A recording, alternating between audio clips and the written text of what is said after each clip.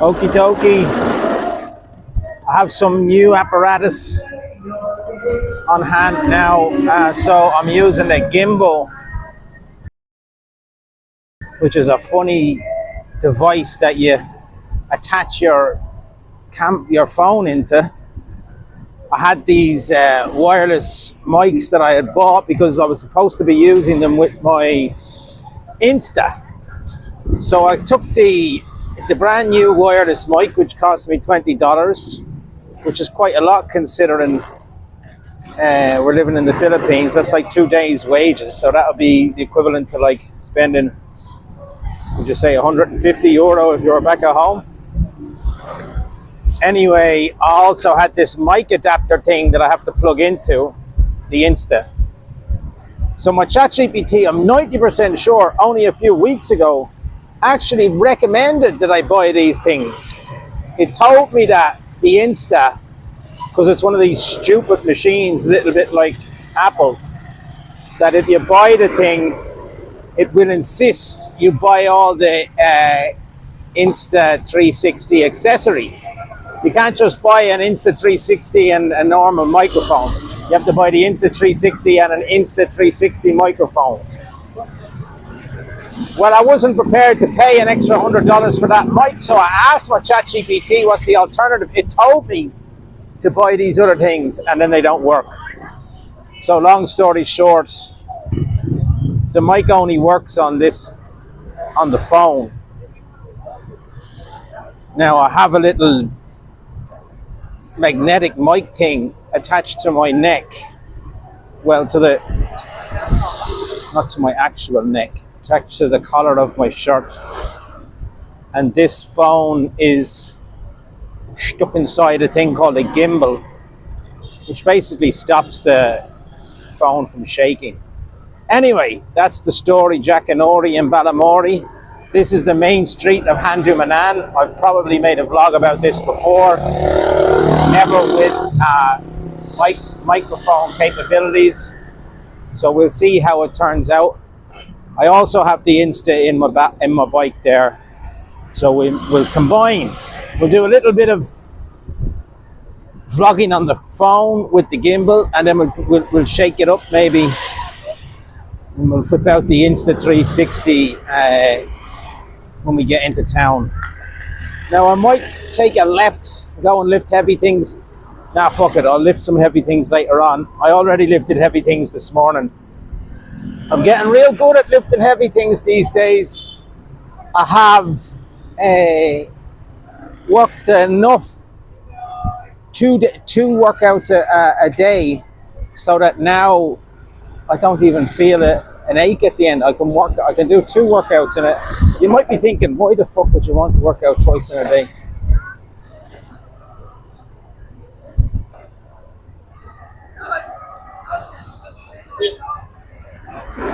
Basketball game in there. I would stop off and maybe take a look in, but you know what happens? You just get gawked at. Are you a vlogger? I'm not. I'm fucking not a vlogger. I'll tell you what I do like doing though. I like recording things and possibly using the camera as a form of a diary.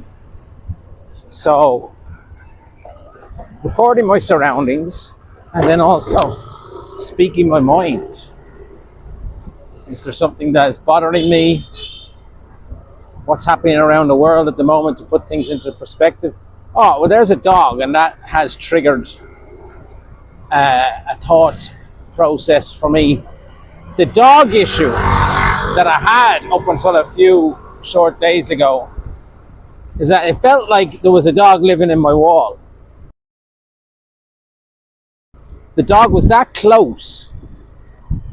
It was literally on the other side of what clearly is quite a thin wall that the dog resides, and they had it tied up there 24/7. They wouldn't bring it for a walk, then maybe they throw it out with a few scraps from time to time. So this dog is essentially losing its mind.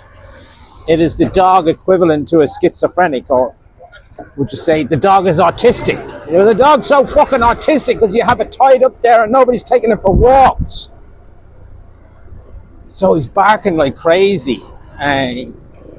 He could be going off for about an hour if he wanted. Sometimes he'd be going off for about an hour. And at the start, I did a good job of blocking it out. But there's sometimes I just can't do that. And so quite often I say, I'm fucking out of here. And I jump on my bike and I head off. I hit the road like I'm on now. I have bought masks on several occasions and I have handed them into the neighbor and said, put this yoke on your dog. Put this mask on your dog so that it's not able to bark. Muzzle the fucking thing, in other words. And the dog would stop barking for maybe half an hour. And when I would come back and say, whatever happened to that mask I bought for you, they'd explain the dog figured out how to take it off with its paws. He's a very smart dog. He's autistic, all right, but he's a very smart, artistic dog. A little bit like Blind Boy, I'd say. So I bought another mask. And this one it said that it was foolproof. There's no way that a dog would be able to take this thing off. Lo and behold, the neighbor says, after a very short hiatus, and the dog resumed its madness, the neighbor later described, yeah, the same thing. That dog is smart as a motherfucker. Figured out how to take that mask off too. So I go back to the drawing board. There's only a couple of options here, guys. I'd either pay somebody else to poison the thing, which is like really low down on my list. I wouldn't ever do something like that. I wouldn't want to poison a dog. The other option is to try and, well, I did do this. I offered to take the dog for a walk. Maybe the dog wouldn't be so crazy if you walk it a little bit. So I did that. But then it turns out that you can only take the dog for a walk when Jerry's home. Jerry's the alcoholic owner. And he's usually fucked on Tanduay, so I don't want to have anything to do with him. And his wife won't go near the dog because of the aforementioned autism. The dog also bites. So it's a biting, barking motherfucker. Why anybody would want to have a pet like that is beyond me. Except to say that, and this was relayed via my housekeeper, they use the dog as an alternative to a security device, like an alarm. Nobody's going to break into their tin shack with an autistic dog parked outside, right? That was their logic. Well, the third option then, buy the fucking dog when he talks. So I instigated negotiations with via my housekeeper, and Jerry, the Tanduay alcoholic, and his wife, who hates the dog anyway. Lo and behold, we struck a deal. 3,000 pesos was a fair price to pay. And I didn't even have to get rid of it then. The owners gave it to somebody else. And this guy on the right. Hello! Yeah, vlog. A little bit. Yes. Negros Rambler. Okay. So they love a good vlogger. 8 fucking minutes. Well, at least this will just be a solid upload. Now, what was I going to say to you? Yeah, there's another vlogger by the name of Regular Guy who just fucking hits the record button and he does a walk and talk. And he just described what it is that he's going through or experiencing in the Philippines, whether it's to do with what he calls the Bay Maroonies. He's a self-proclaimed piglet himself. He's rather fond of the girls that are perhaps inappropriately aged, considering he's a man of the age of 49. And yeah, he's Canadian. He's quite a funny fucker at the same time. has got how many? 70,000 subscribers. And he would have just started the same way I started. He even described it the other day about how he's bored walking on the bench. People were giving him stick on his YouTube episodes, telling him, geez, you're an awful boring fucker. Just going for a coffee, yeah, hitting the gym. That's awful boring shite. Did you ever go and talk to someone, for fuck's sake? Well, they would have said that in whatever the American equivalent to Irish banter would be. Go on to fuck, would you? Go and say hello to someone. And that struck a chord with me, because I do actually try and interact, and I have been on some of the episodes that I did before, when I have the Insta360 on the go.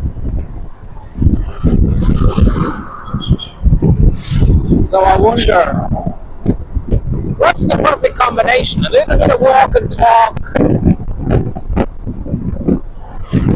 I haven't really included too much footage on the motorbike up to this point, because it's always muffled. You don't hear anything, and that's why I haven't been including it. So we might have something new now. What with the brand new, what are they called? TMW $20 mics, the wireless mic that doesn't work on my Insta. Do I have anything else to say? Nah, 11 minutes, sure. Look, we'll fucking upload this and see what the crack is, yeah?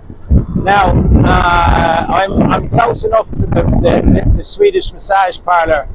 I may as well go in and have